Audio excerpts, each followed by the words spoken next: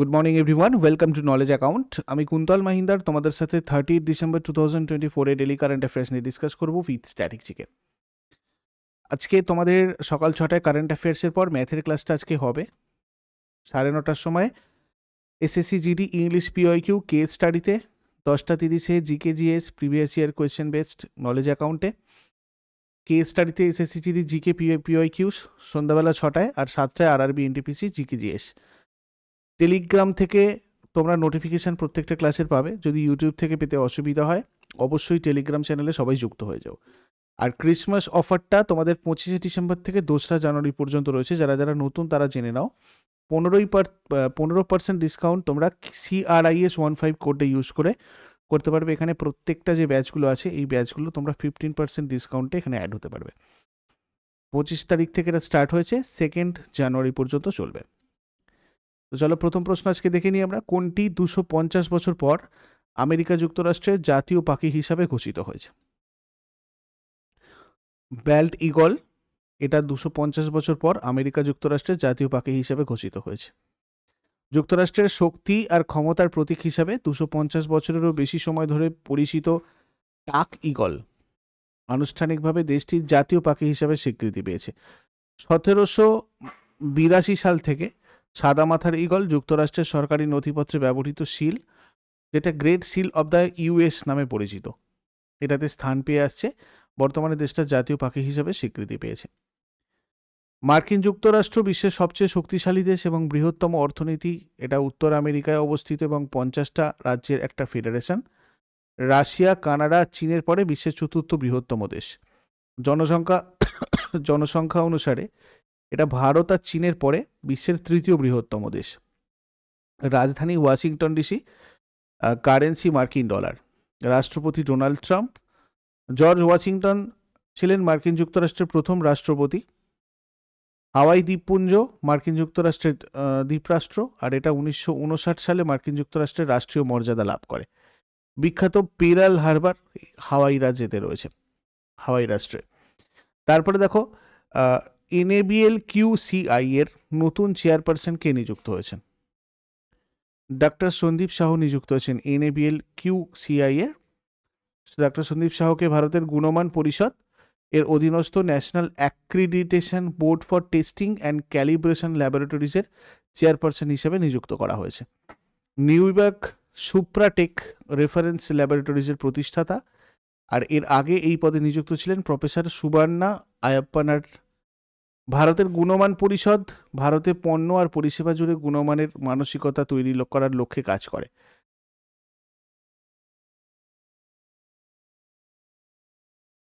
তারপরে travel leisure India's best award 2024-এ কোন বিমানবন্দরকে শ্রেষ্ঠ আভ্যন্তরীণ বিমানবন্দর হিসেবে পুরস্কৃত করা হয়েছিল? মনোহর আন্তর্জাতিক বিমানবন্দর। গোয়ার মনোহর আন্তর্জাতিক বিমানবন্দর travel leisure India's best award 2024-এ শ্রেষ্ঠ আভ্যন্তরীণ বিমানবন্দরের পুরস্কার জিতেছে। GMR গোয়া আন্তর্জাতিক বিমানবন্দরের চিফ এক্সিকিউটিভ অফিসার হচ্ছেন RV শেষন। তারপরে বিচারপতি গুরমিত সিং সান্ধাওয়ালিয়া কোন রাজ্যের হাইকোর্টের প্রধান বিচারপতি পদে নিযুক্ত হয়েছেন? হিমাচল প্রদেশ। হিমাচল প্রদেশ হাইকোর্ট 25শে জানুয়ারি 1971-এ প্রতিষ্ঠিত হয়। হিমাচল প্রদেশ হচ্ছে এটার অধিক্ষেত্র, অর্থাৎ হিমাচল প্রদেশের বিভিন্ন বিচার কার্য এখানে হয়। বিচারপতি গুরমিত সিং সান্ধাওয়ালিয়া 30তম প্রধান বিচারপতি পদে নিযুক্ত হয়েছেন। হাইকোর্ট একটা রাজ্যের সর্বোচ্চ বিচার বিভাগ। প্রত্যেক হাইকোর্টে একজন প্রধান বিচারপতি এবং রাষ্ট্রপতি কর্তৃক নিযুক্ত অন্যান্য বিচারক থাকে। হাইকোর্টের প্রধান বিচারপতি সংবিধানের 217 ধারার অনুচ্ছেদ 1-এর অধীনে রাষ্ট্রপতি কর্তৃক নিযুক্ত হন। কলকাতা হাইকোর্ট হচ্ছে ভারতের 3টে হাইকোর্টের মধ্যে একটা, যেটা প্রেসিডেন্সি টাউন্সে স্থাপিত লেটার্স প্যাটেন্ট দ্বারা মহামতি রানী ভিক্টোরিয়া প্রদত্ত, যার তারিখ হচ্ছে 26শে জুন 1862। ধারা 214 যদি আমরা দেখি, ভারতের প্রতিটা রাজ্যে একটা হাইকোর্ট থাকবে। ধারা 217-তে বলা হয়েছে একটা ভারতের হাইকোর্টের বিচারকদের নিয়োগ নিয়ে। 231 উল্লেখ করে যে 2 বা ততোধিক রাজ্যের জন্য বা 2 বা ততোধিক রাজ্য এবং একটি কেন্দ্রশাসিত অঞ্চলের জন্য একটি সাধারণ হাইকোর্ট থাকতে পারে। 222 ধারা অনুসারে রাষ্ট্রপতি ভারতের প্রধান বিচারপতির সাথে পরামর্শের পরে কোনো উচ্চ আদালত থেকে একজন বিচারককে যে কোনো উচ্চ আদালতে স্থানান্তর করতে পারেন। উচ্চ আদালতের বিচারক রাষ্ট্রপতির কাছে তার পদত্যাগপত্র প্রেরণ করেন।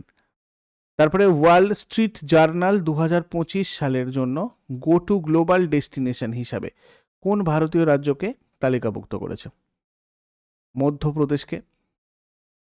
মধ্যপ্রদেশকে ওয়াল স্ট্রিট জার্নাল তার সমৃদ্ধ ঐতিহ্য, বন্যপ্রাণী এবং প্রাকৃতিক সৌন্দর্যের জন্য 2025 সালের জন্য গ্লোবাল ডেস্টিনেশনের মধ্যে একটা হিসাবে স্বীকৃত করেছে। খাজুরাহ, পান্না এবং বান্ধবগড়ের মতো ইউনেস্কো ওয়ার্ল্ড হেরিটেজ সাইটগুলোকে ওয়াল স্ট্রিট জার্নাল স্বীকৃতিতে তাদের সাংস্কৃতিক গুরুত্ব এবং অত্যাশ্চর্য প্রাকৃতিক দৃশ্যের জন্য বিশেষভাবে হাইলাইট করা হয়েছে।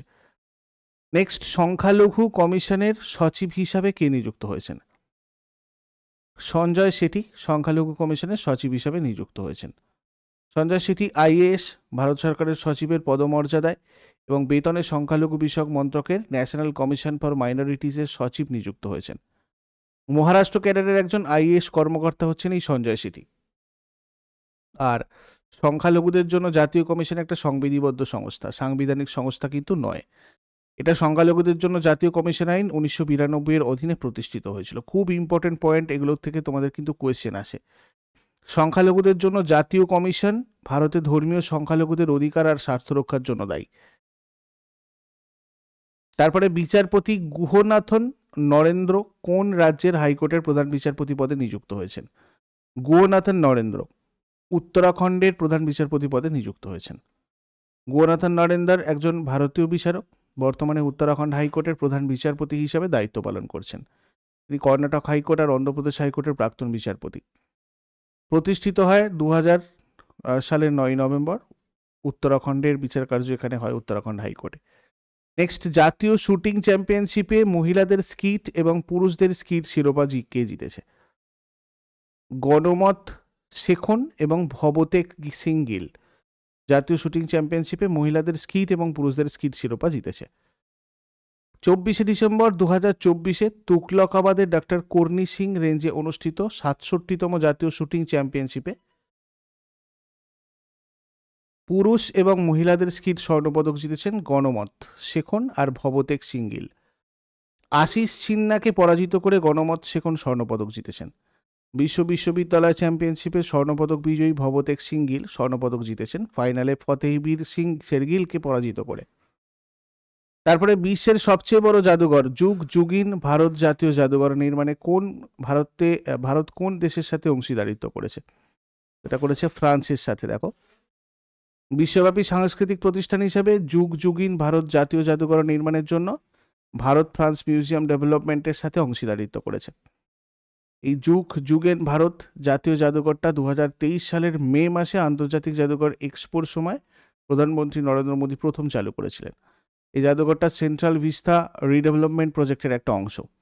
আর এই সাইটটা দিল্লির উত্তর আর দক্ষিণ ব্লক জুড়ে প্রায় 1,55,000 বর্গমিটার জুড়ে বিস্তৃত হবে। ভারতের 10,000 বছরের ইতিহাস প্রদর্শন করে এখানে 8টা জিনিস থাকবে আর কি। 2024 সালের ডিসেম্বরে রাষ্ট্রপতি মুর্মুর কাছ থেকে কতজন শিশু প্রধানমন্ত্রী রাষ্ট্রীয় বাল পুরস্কার পেয়েছে? এবছর দেখো 17 জন বাল পুরস্কার পেয়েছেন 2024-এ। রাষ্ট্রপতি দ্রৌপদী মুর্মু 7টা বিভাগে তাদের ব্যতিক্রমী কৃতিত্বের স্বীকৃতি দিয়ে 17 জন শিশুকে প্রধানমন্ত্রী রাষ্ট্রীয় বাল পুরস্কার প্রদান করেছেন। এই পুরস্কারগুলো শিল্প ও সংস্কৃতি, সাহসিকতা, উদ্ভাবন, বিজ্ঞান ও প্রযুক্তি, সমাজসেবা এবং পরিবেশ সংরক্ষণে অসাধারণ কৃতিত্ব উদযাপন করে। কলকাতার অনিশ সরকার সর্বকনিষ্ঠ প্রাপক হয়েছেন। প্লে স্কুল আর নার্সারি স্তরে স্বীকৃতি অর্জন করেছেন। আর বিভিন্ন ক্ষেত্রে শ্রেষ্ঠত্বের কৃতি দেওয়া শিশুদের জন্য এটা একটা মর্যাদা পুরস্কার আমাদের ভারতের দেওয়া। আর তরুণ অর্জনকারীদের মাধ্যমে দেশের উন্নয়নের অবদান তুলে ধরা যায় যাতে তার জন্য পুরস্কার দেওয়া হয়। এবার আগের দিনের হোমওয়ার্কগুলো সবাই মিলে নাও। কোন শাসক জিতল নামে তামার মুদ্রা জারি করেছিলেন? এটা হয়ে যাবে আমাদের ইলতুৎমিশ। খালসা পন্থের প্রতিষ্ঠাতা হচ্ছেন গুরু গোবিন্দ সিং। আর আজকে তোমাদের জন্য প্রশ্ন থাকবে, বাবর কত সালে ভারতে মুঘল শাসন প্রতিষ্ঠা করেন? বিবেকানন্দ রক মেমোরিয়াল কোথায় অবস্থিত? শেষকালে কমেন্টে জানো। চট করে আগের দিনেরগুলো কুইক রিভাইজ করে নেবো। যারা যারা লাইভে রয়েছে অ্যান্সার করার চেষ্টা করো। আর তোমাদেরকে আরও একবার মনে করিয়ে দিই, এই অফারটা তোমাদের 2 জানুয়ারি পর্যন্ত কিন্তু থাকছে। প্রত্যেকটা ব্যাচের জন্যই তোমাদের এই কুপন কোড। আর এখানে প্রত্যেকটা ব্যাচে তোমরা চ্যাপ্টার ওয়াইজ ডিটেলস ক্লাস, তার সাথে পিডিএফ এবং তার সাথে সাথে chapter wise mock test, PYQ mock test এবং ফুল লেন্থ মক টেস্ট সমস্তটা কিন্তু পাবে। আরও ডিটেলসে জানার জন্য কোনো হেল্প লাগলে বা কোনো কোয়ারিজ থাকলে এই নাম্বারে তোমরা হোয়াটসঅ্যাপ অথবা কল করে জিজ্ঞাসা করে নিতে পারো। তো 29 ডিসেম্বর 2024 কোয়েশ্চেন্স আমাদের কি ছিল? চীন কোন নদীর উপর বিশ্বের বৃহত্তম বাঁধ নির্মাণ করবে? ইয়ারলুং জাংবো। মার্কিন রাষ্ট্রপতি নির্বাচিত ডোনাল্ড ট্রাম্প কৃত্রিম বুদ্ধিমত্তা সংক্রান্ত সিনিয়র হোয়াইট হাউস নীতি উপদেষ্টা হিসাবে কাকে মনোনীত করেছেন? শ্রীরাম কৃষ্ণান। রানী বিনিময় কর্মসূচির অধীনে মধ্যপ্রদেশ, গুজরাট, ছত্তিশগড় এবং উড়িষ্যায় কতগুলো বাঘ স্থানান্তরিত করবে? 14টা বাঘ। জাতীয় কৃষক দিবস বা কিষাণ দিবস প্রতি বছর কার সম্মানে পালিত হয়? চৌধুরী চরণ সিং। ভারত পেট্রোলিয়াম কর্পোরেশন কোন স্থানে $11 বিলিয়ন বিনিয়োগ করে নতুন রিফাইনারি এবং পেট্রোকেমিক্যাল প্রকল্প গড়ে তোলার পরিকল্পনা করছে? অন্ধ্রপ্রদেশ। কোন রাজ্যের মুখ্যমন্ত্রী অটল বিহারী বাজপেয়ীর 100তম জন্মবার্ষিকী স্মরণে অটল যুব মহাকুম্ভ উদ্বোধন করেছিলেন? উত্তরপ্রদেশ।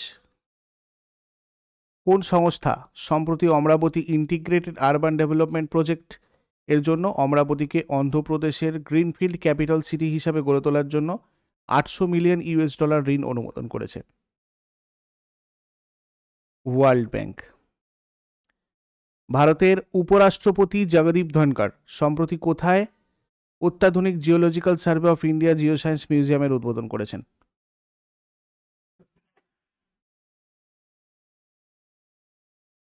মধ্যপ্রদেশ, গোয়ালিয়র। এশিয়ান যুব আর জুনিয়র ভারোত্তোলন চ্যাম্পিয়নশিপ 2024 ভারতের ভারোত্তোলন দল কতগুলো পদক জিতেছে? 33টা পদক। স্যাম বেনেগাল কোন সালে ভারতের তৃতীয় সর্বোচ্চ বেসামরিক সম্মান পদ্মভূষণে ভূষিত হন? 1991 সালে। নর্থ ইস্ট ব্যাংকার্স কনক্লেভ 2024 কোথায় অনুষ্ঠিত হচ্ছে? ত্রিপুরা। এগুলো ছিল তোমাদের আগের দিনের প্রশ্ন। ইউজফুল বলে মনে হলে লাইক করো, বন্ধুদের সাথে শেয়ার করো, আর কমেন্ট করে তোমাদের ফিডব্যাক অবশ্যই জানিও। আর প্রতিদিন সকাল 6টার সময় ডেলি কারেন্ট অ্যাফেয়ার্সের আপডেটের জন্য নলেজ অ্যাকাউন্টকে সাবস্ক্রাইব করে বেল আইকন প্রেস করে অলে ক্লিক করে নিও। Thank you so much, take care, have a great day.